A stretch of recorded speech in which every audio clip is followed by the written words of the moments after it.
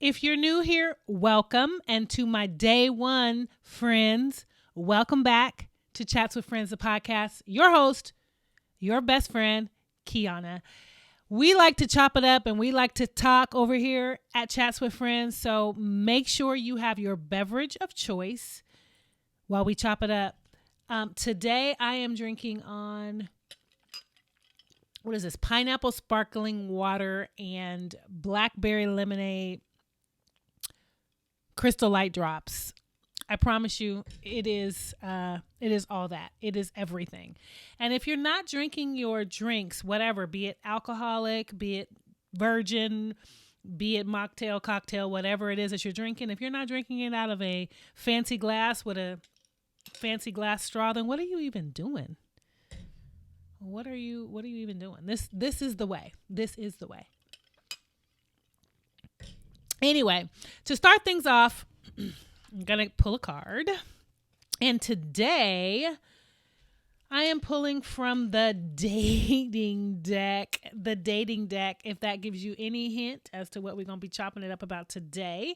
But I picked a few cards from the dating deck and I'm going to answer one of them. I picked 4 random cards and I'm going to pick one to answer right now.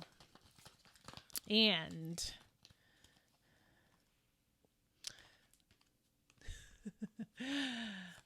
the card I picked. What do you think I have yet to learn about relationships? What do you think I have yet to learn about relationships? I feel like I have a lot to learn about relationships, even though I've been married and divorced.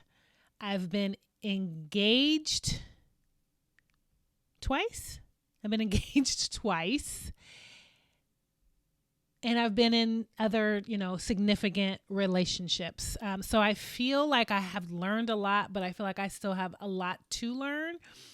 And being as though I feel like I am at the prime of my life, I feel like this version of Kiana is the best version of Kiana.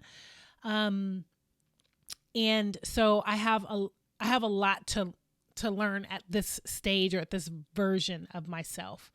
But I think having not been in a relationship for a very long time, it's been since 2021 was the last relationship that I was in, the last time I've dated, the last time I've entertained dating or anything like that. One of the things I think I now need to learn, I have yet to learn about relationships at this point, is how to share my space. I don't know if it's fortunately or unfortunately, I don't know, but I know that I have grown very fond of having my own space. I've grown very fond of coming and going when and how I want to come and go. I can turn the heat on and the fan on at the same time if I choose to.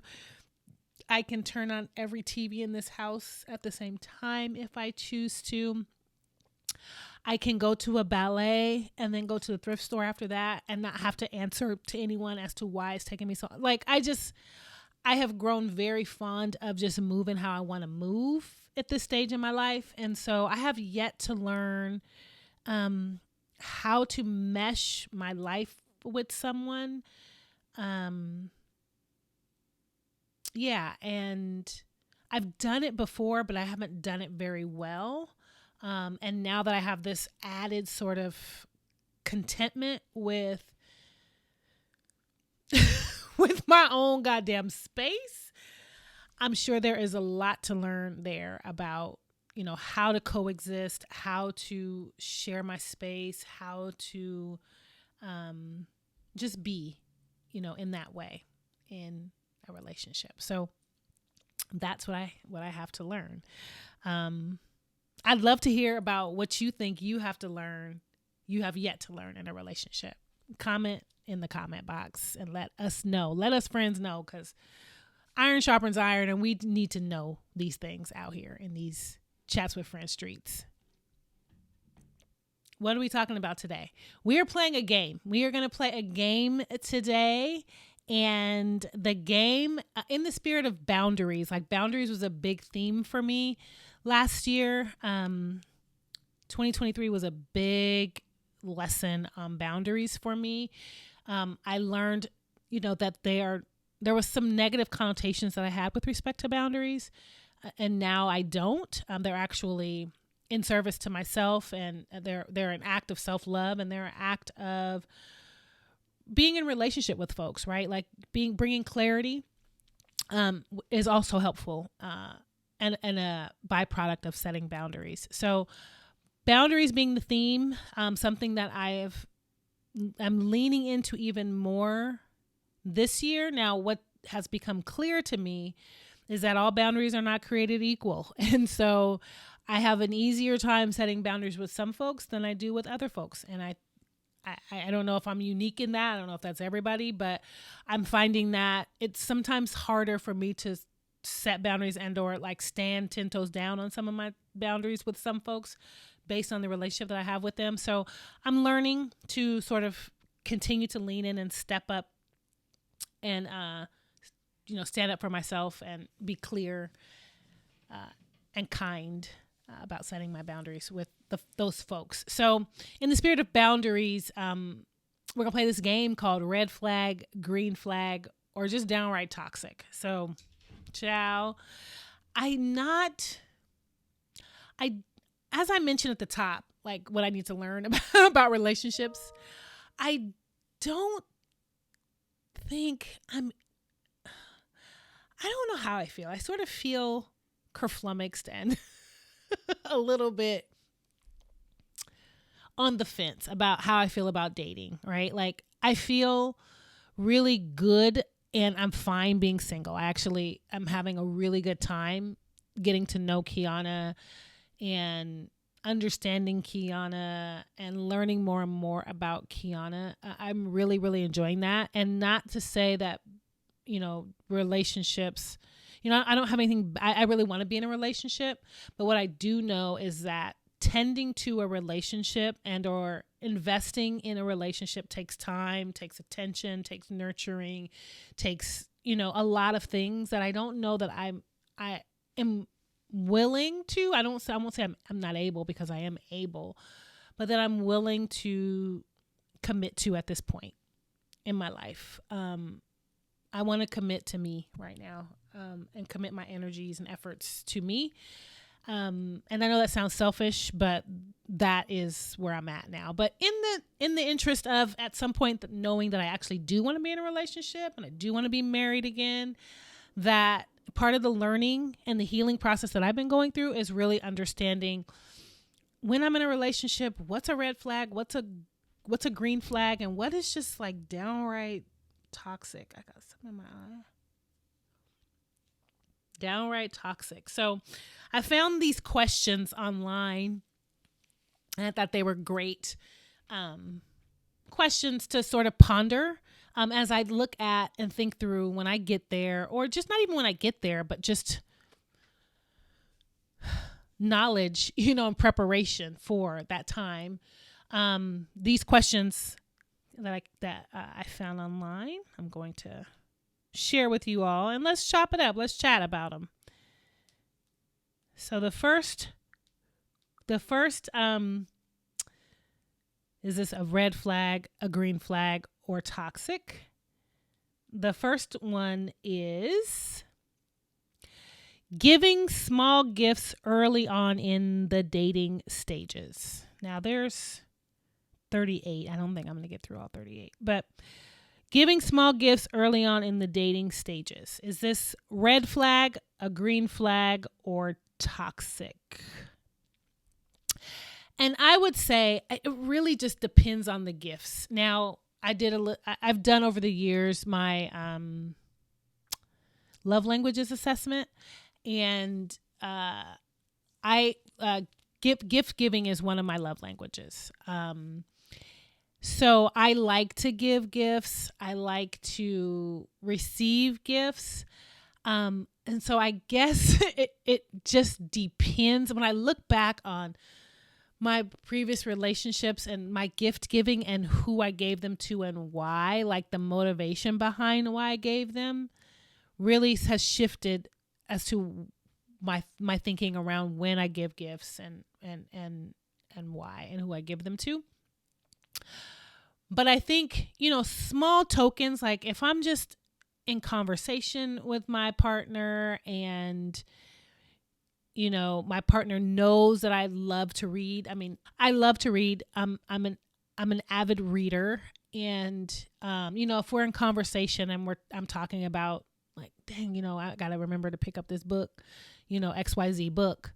And they remember that and they actually like show up with the book at some point. I like that's a gift that I would appreciate and consider a green flag, and very, attentive, someone who's paying attention to me, someone who's listening and hearing me and who sees me, someone who knows enough about what's important to me and the things that I like that they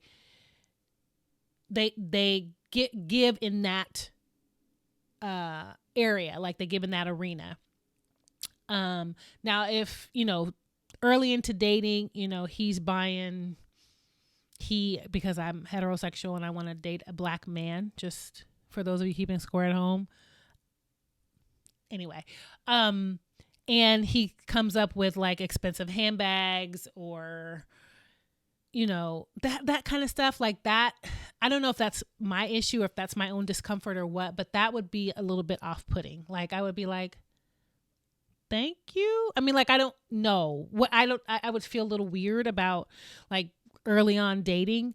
That would make me think like along the lines of like love bombing and things like that. So I would consider that a red flag if like the gifts were of some level of sort of extreme luxury or really expensive. I think there's something to be said around how long we've been dating, and like the magnitude of the gift. So there's that. Number 2, texting you all day. Is that a red flag, a green flag, or toxic? Texting me all day is, from where I sit on today, toxic. Like, so, I mean, like, what are you doing? Like, sir, you don't have anything to do to keep why are you texting me all day? Like, I'm busy. I have a lot of stuff to do and think of, like, even when I'm not busy, I'm busy. Like, so I appreciate a good morning, not a good morning, beautiful, because that, I don't even want to go down that route. I promise. But like, I appreciate some acknowledgement during the day that I'm being thought about. And that doesn't even have to even be every day. But I mean, don't let it be like weeks and weeks, but I don't necessarily know that I need a every single day text that I'm thinking about you. I don't know that I need that. And so at this point, like texting me all day would be irritating. It would be like, that would be a red flag for me. Number 3, asking you to hang out more than twice a week. I'm going to sound like a complete bitch answering these questions. I wrote the questions down, but I didn't like think them through. So this is like really off the cuff here. It is asking you to hang out more than twice a week. I don't know. I don't know how I feel about this one. Let me drink.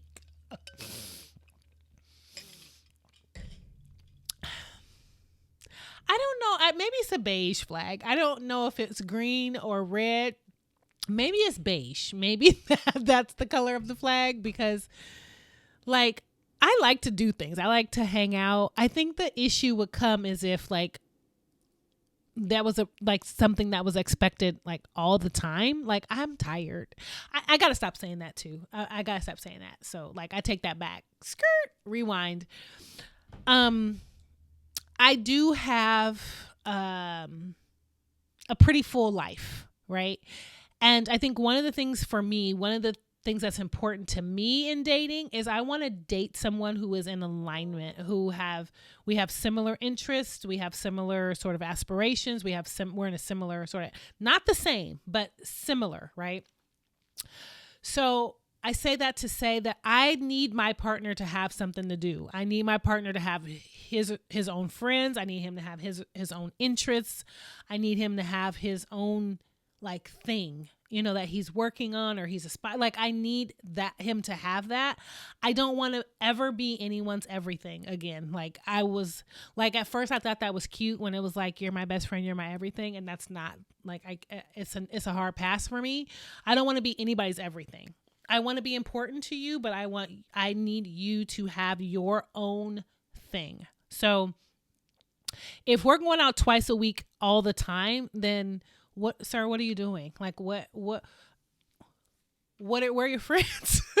Where are your friends? Oh, I hope this doesn't come back to bite me.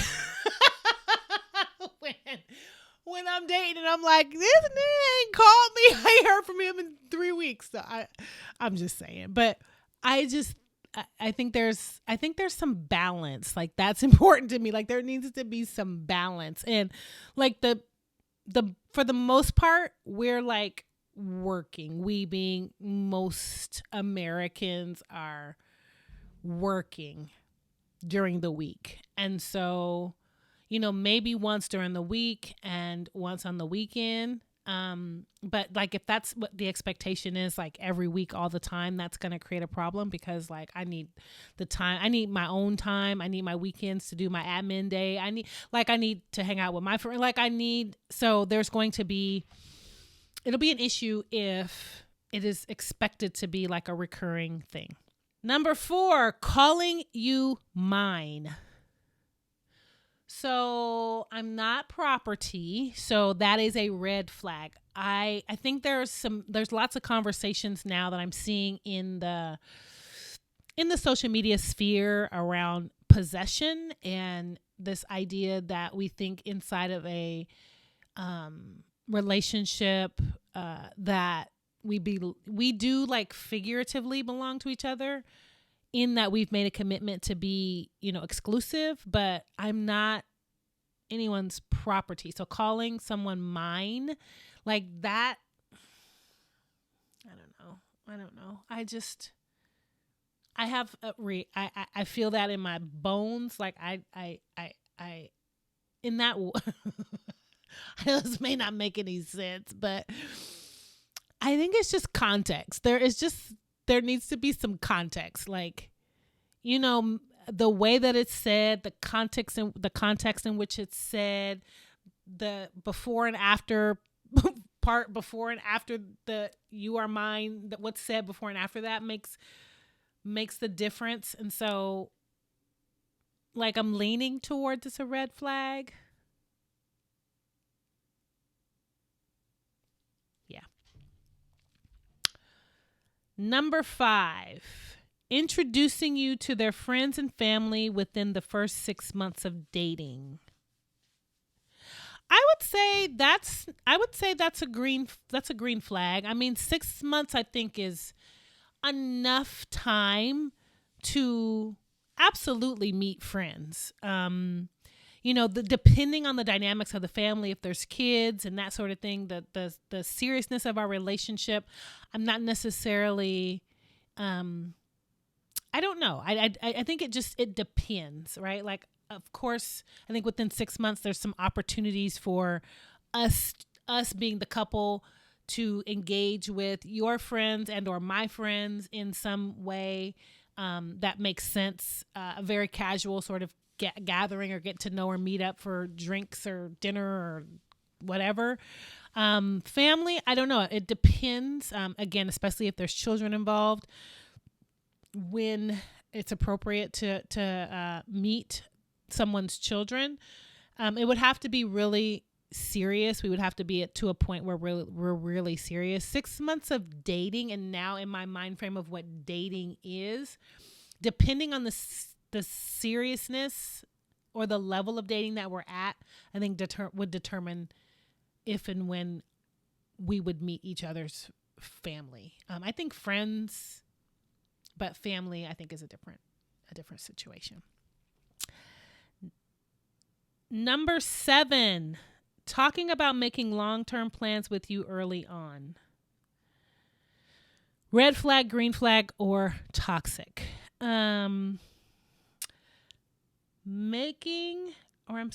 Talking about making long-term plans with you early on. These words are so subjective. Like early on, what is early on? Early on could be a year. Early on could be 2 weeks. So it just, let me think about that one. Talking about making long-term plans with you early on. I guess I will say green flag from this perspective of I am a woman of a certain age and I am not interested in being someone's girlfriend for any long period of time at all. I'm not interested at all in being anyone's long-term girlfriend. I am interested in being married. I am interested in creating a life with someone. I am interested in creating and building a business with someone. I am interested in creating and learning and growing with someone. So I love the idea of early on being very clear and upfront with each other what our long-term plans and goals are, because if your long-term plan and goal is to not be married, then I need not even continue conversations with you because I want to be married, right? So I think it's those sorts of things. I'm not interested in twisting anybody's arm or changing anyone's mind. When you tell me you're not interested in marriage, then you get to not be interested in marriage. And then that is a signal for me that we are not aligned, and right for you as well, because you, being the person that doesn't want to be married, would want to be with someone who doesn't want to be married also. So I do think there is an importance specifically at this. I'm dating with intention, or when I do get there, I will be dating with intention and specific around what I want to create for my future. And so I think it's important to really understand some of the long-term goals of each other prior to really investing a lot of time and energy into something where it's clear that you're not aligned. So if that makes sense. Number 8, wanting to share locations. Red flag, toxic. What? Like what? I think maybe down the line after we are together, like we go together real bad and, potentially maybe live together or married or whatever, but why? Unless, right? Like, so it's posed with wanting to share locations.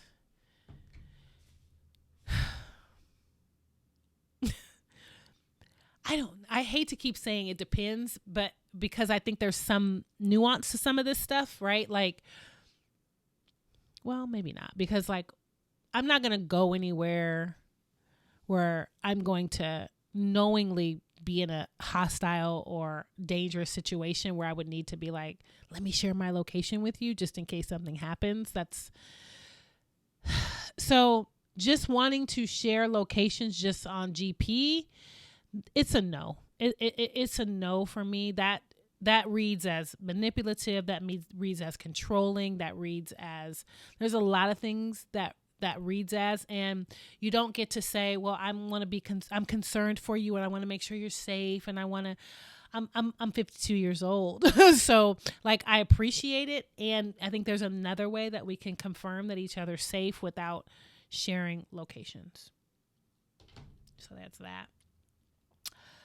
Number 9, making a point to plan all your dates. Like at this stage in the game, I welcome it. Now all is a little excessive, but I would love to be like, hey, Keonna, get dressed, be ready I'm picking you up at 7:00. Wear this, this is the sort of vibe, like planning it all out.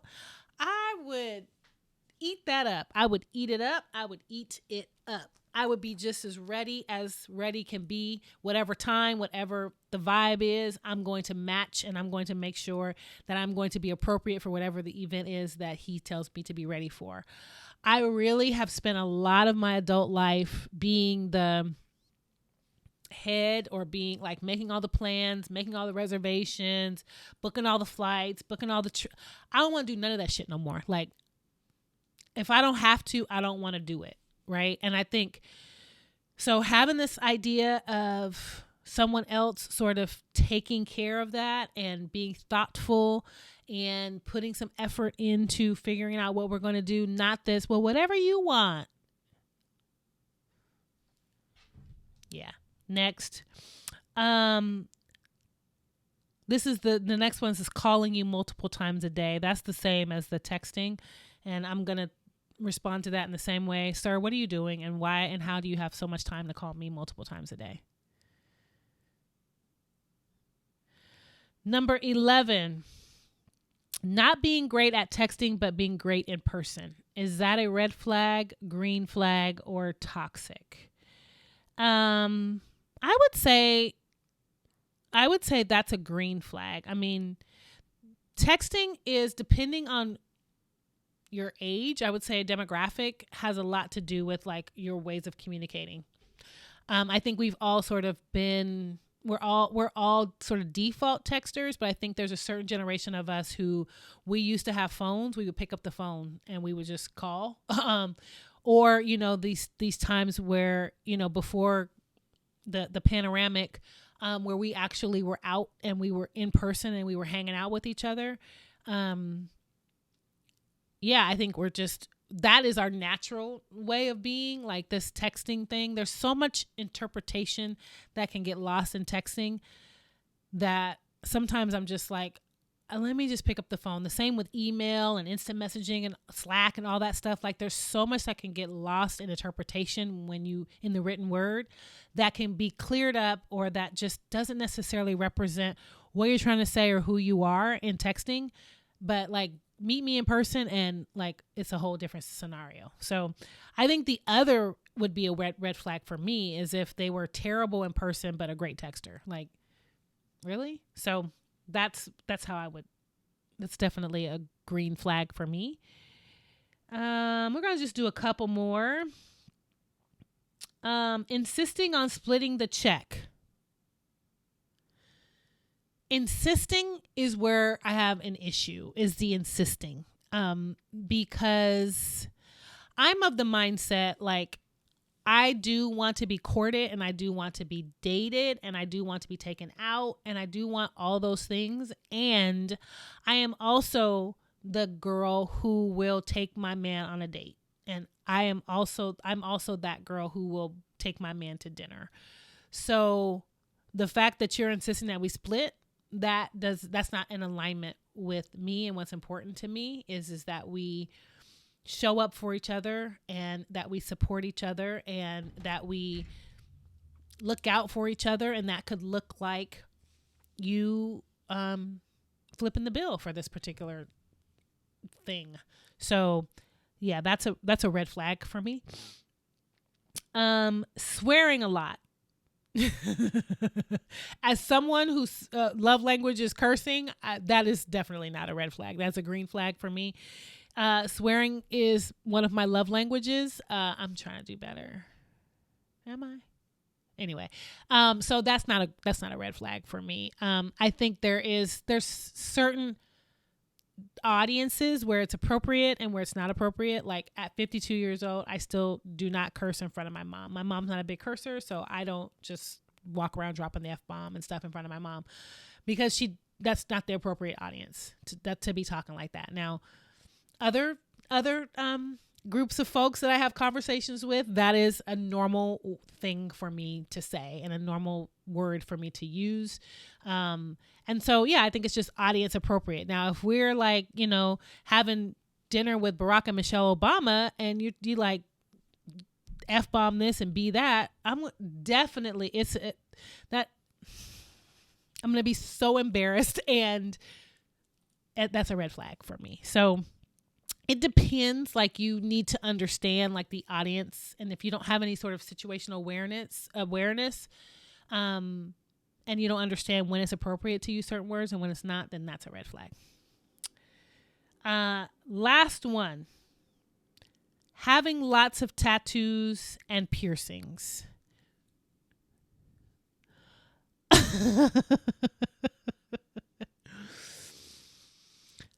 Oh boy, this is a tough one. I think the tattoos I don't mind. The piercings I think I would mind, and I think it would just depend on where the piercings are. I just think there's, just if they're placed um in a way that, yeah, I don't know how I feel.